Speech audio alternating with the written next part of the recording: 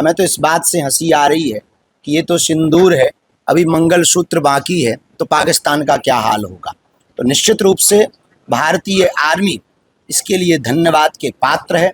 हम भारतीय सेना के साथ हैं। छतरपुर के बागेश्वर महाराज पंडित धीरेन्द्र कृष्ण शास्त्री ने ऑपरेशन सिंदूर पर कहा कि सिंदूर उजाड़ने वालों को हमारी सेना ने मुंहतोड़ जवाब दिया है। भारत की शेरनियों ने पाकिस्तान में घुसकर मुंहतोड़ जवाब दिया। वहीं आतंकी मौलाना मसूद अजहर को मर जाने वाली बात पर कहा कि अभी उसको नहीं मरना चाहिए, क्योंकि रोने वाला भी चाहिए, क्योंकि उसने ना जाने कितनों को बर्बाद किया है, उसे भी सबक सिखाना जरूरी है। वहीं पाकिस्तान के रक्षा मंत्री के पीछे हटने वाले बयान पर बाबा बागेश्वर ने कहा कि पहले पाकिस्तान आतंकवाद को सरेंडर करे, उसके बाद भारत पीछे हटेगा। अभी तो यह भारत की शेरनियों की दहाड़ थी। यदि आतंकवाद को पाकिस्तान ने नहीं रोका तो भारत के शेर जब दहाड़ेंगे तो पाकिस्तान का क्या हश्र होगा। पूरे विश्व के अनेक देशों में एक सबसे बड़ी समस्या है, वो है आतंकवाद। आतंकवाद विश्व के अनेक देशों के लिए सबसे ज़्यादा खतरा, सबसे ज़्यादा नासूर बना हुआ था। हमको लगता है भारत के प्रतिनिधित्व में, भारत के सिंह, भारत की I proud of you Indian army, Bharat की आर्मी के द्वारा निश्चित रूप से बहुत ही जल्दी जो पाकिस्तान के अंदर पल रहे बढ़ रहे सपेरे हैं आतंकवाद के रूप में, वो उनका नामो निशान मिटेगा।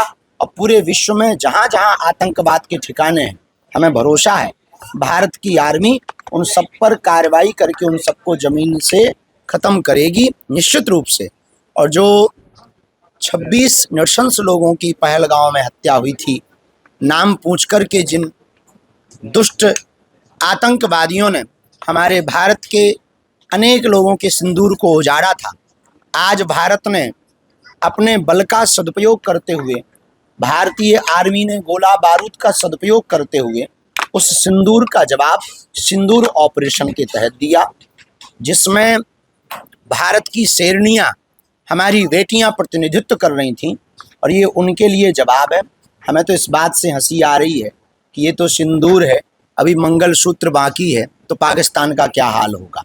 तो निश्चित रूप से भारतीय आर्मी इसके लिए धन्यवाद के पात्र है। हम भारतीय सेना के साथ हैं। प्रत्येक भारतीय ही निश्चित रूप से आज के इस कार्रवाई से भारत के साथ पहले भी था और आज भी होगा और आगे भी रहेगा। जो भारत की सरकार के कार्यों के साथ साथ नहीं है, वो भारत का नहीं है, वो देश का गद्दार है। और हमें लगता है कि एक रॉकेट इन देश के गद्दारों पर भी छोड़नी चाहिए। एक बहुत बड़ा आतंकवादी इसमें बच गया, हालांकि उसके परिवार के 8 रशिया भारत के सपोर्ट में है, और कुछ मुस्लिम देश हैं, तुर्की, अजरबैजान, वो पाकिस्तान के सपोर्ट में बात कर रहे हैं। आप इस बारे में क्या कहेंगे, इन देशों को किसका साथ देना चाहिए? देखिए, साथ अंतर्राष्ट्रीय स्तर पर जो मानक होते हैं, अंतर्राष्ट्रीय स्तर की जो नियमावली होती हैं, वो अपने हिसाब से होती हैं। लेकिन सबसे बड़ी बात है कि आतंकवाद के पक्ष में हमें नहीं लगता कि कोई देश होगा।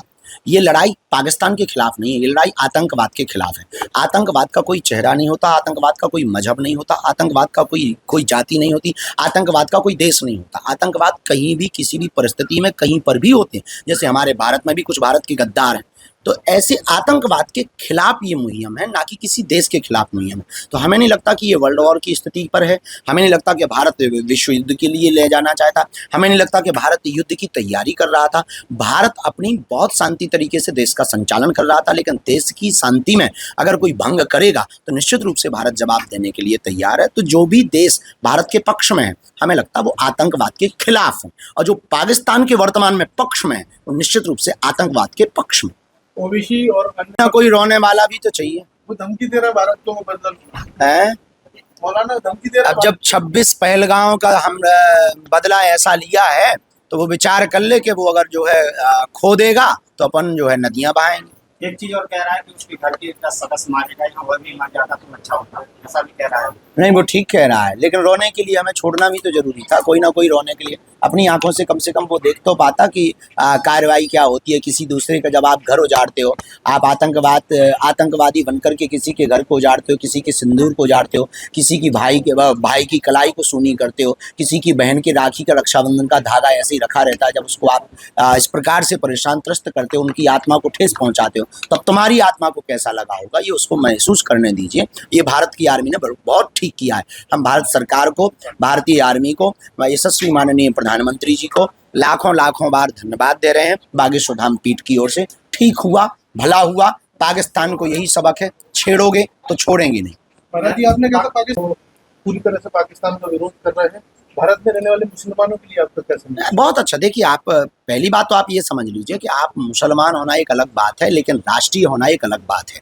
आप खाएंगे भारत का तो गाएंगे भी भारत का। पाकिस्तान का गा ही नहीं सकते हैं, चाहे वो हिंदू हो, चाहे मुसलमान हो, सिख हो, ईसाई हो, पारसी हो, यहूदी हो, कोई भी हो। आप जहाँ का खाएंगे वहीं का गाएंगे। आपने मिट्टी भारत माता की ले रखी, हवा भारत माता की, गंगा भारत माता की है, तो आप यहाँ का जल लेंगे तो यहीं के लिए तो बोलेंगे। पाकिस्तान के लिए बोलना निश्चित रूप से देश की गद्दारी है और आपको पाकिस्तान में जाकर के बस जाना चाहिए।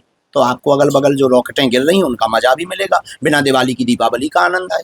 पूरा श्रेय अंतर्राष्ट्रीय मीडिया और मोदी जी को दे रहा है इस हमले का। इसमें कोई संदेह नहीं है। यशस्वी माननीय प्रधानमंत्री का विजन मिशन बहुत स्पष्ट रहता है। परिपक्व रूप से वो इसका उन्होंने मॉक ड्रिल का संदेशा देकर के भारत में ऐसी मॉक ड्रिल, भारत से पाकिस्तान में ऐसी मॉक ड्रिल कर दी। भारत में मॉक ड्रिल होनी थी, पाकिस्तान में दिवाली मना दी। निश्चित रूप से उनका विजन मिशन बहुत अद्भुत है। पाकिस्तान का जो के लिए मोदी के लिए क्या कहेंगे आप? हम बागेश्वर धाम पीठ की ओर से बहुत बहुत साधुवाद, धन्यवाद।